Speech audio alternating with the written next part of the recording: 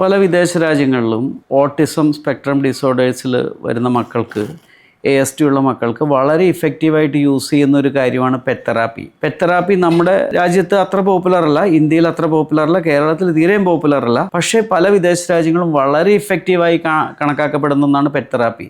അതിൻ്റെ ഒരു കാര്യം, കുട്ടികൾക്ക് ഒരു പെറ്റുമായിട്ടുണ്ടാകുന്ന നമുക്ക് ASD ഉള്ള മക്കൾക്ക് ഉണ്ടാകാവുന്ന ഒരു പ്രോബ്ലം അവരുടെ ഒരു ഇമോഷണൽ ബോണ്ടിങ്ങിൻ്റെ ഇഷ്യൂ ഉണ്ട്.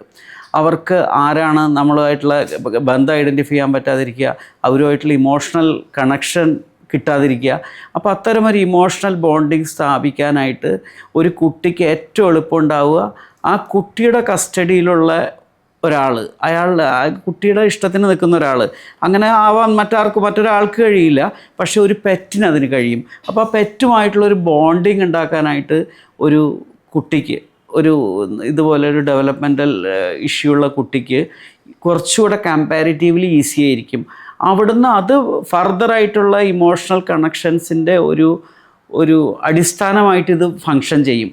ഇപ്പോൾ വിദേശ രാജ്യങ്ങളിലൊക്കെ ഹോഴ്സിനൊക്കെയാണ് യൂസ് ചെയ്യുന്നത് പെറ്റ് തെറാപ്പിക്ക്.